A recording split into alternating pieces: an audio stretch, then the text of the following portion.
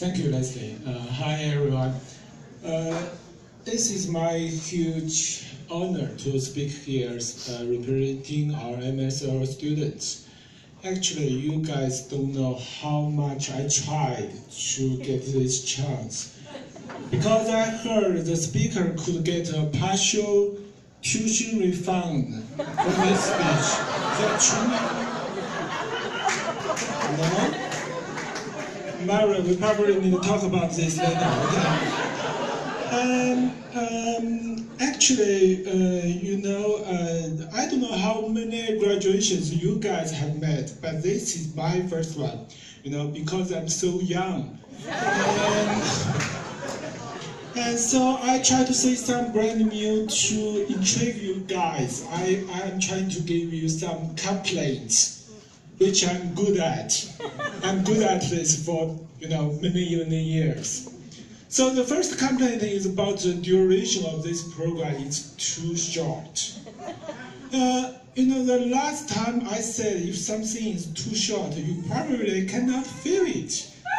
And someone told me, don't say that, it sounds like a dirty word. But I think the MSL program is an exception. Even it's so short, like 9 months, I had so many feels about it. I had feels when the first day I met Leslie, Mara, Silva, and some other faculties.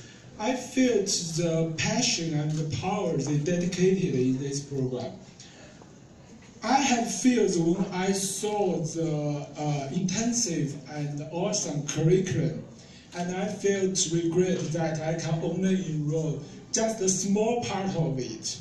And I felt inspired by questions asked or answered by our peers, our students in the class. You guys really helped me to learn a lot from the class. And I also had feels when Professor Ellen Milani spoke out some legal jargons in her business taught class. No offensive, but I think she was the most fascinating woman at this school. When she spoke,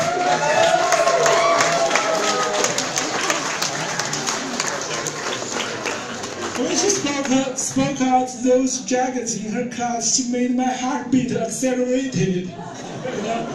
The second person who had this kind of magic power probably was the guy who sent me the tuition bills. And I had feels when I found there were so many associations and events at this school. Of course, with free meals offered. And there is the most interesting one. I think you probably need to know this. It's called Mental Health Rescue for Law Students. I hope the new admitted students in this year don't need this association anymore. Okay. And I also had feels when a senior alumni, written me a long and very detailed email on the Saturday morning to answer my career questions. I was shocked. I had never expected that because we only met once in an event. Since then, I knew I really understand what's the mutual help spirit of the Northwestern alumni community.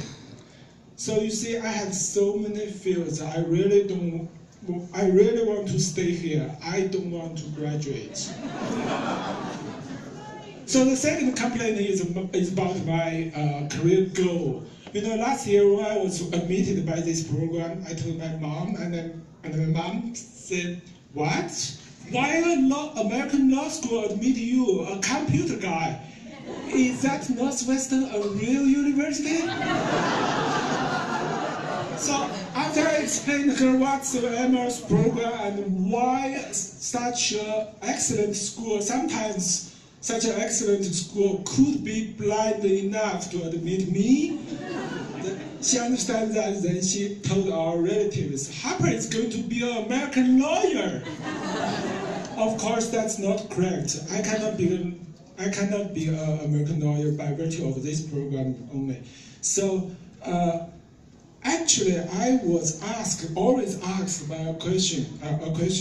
You did some technology and you did some business before. Now you are doing some law. What the hell do you want to do? So from my own experience, I like to share my experience to you. Actually, the first spring term in one class, I was confused by a class. I was thinking, what can I do? In what way can I apply the knowledge I learned from this class in the future? But finally, I found the professor, who is also a lawyer. She was training her future clients. So most of us probably will not be a lawyer, but we understand how lawyers work. We understand why and what some legal issues matter. And mostly we understand how to communicate with law and business. We could be the bridge. So, at my experience, I just want to share, go with what you have been good at. We have more options than a lawyer does. So take whatever we learn from this law school to our own industry. And our goal in the future should be hire JDs from this school. So my third complaint is about, like the professor really said, like legal thinking. Actually, my parents, they're here. They came to visit me this week from China, and the first time we met, my mom asked me, do you want some Chinese food? I can cook for you. And I told her, well, it depends. It sounds like a reasonable idea, but if you cook in my apartment, you are likely to trigger the smoke detector, and that will substantially cause an alert. And then my mom answered, speak some human language, and no more Chinese food for you. I love you, Mom, don't abandon me. Thank you. So, like the legal thinking, from my understanding, I think it's like you always setting the limitations for anything you are talking about. I think for a person, for an individual, it's probably not a popular habit, but it helps. For an individual, it helps him to know the border of his decision. And for a leader of any organization, it helps him to know the border of his power. A leader knowing his border, his limitation of his power, is wise. In contrast, a border seeking indefinite authority could bring chaos or disaster to the organization. Unfortunately, we saw too much negative cases in the world. So the last one, but not the least. Okay, I enjoyed the last year.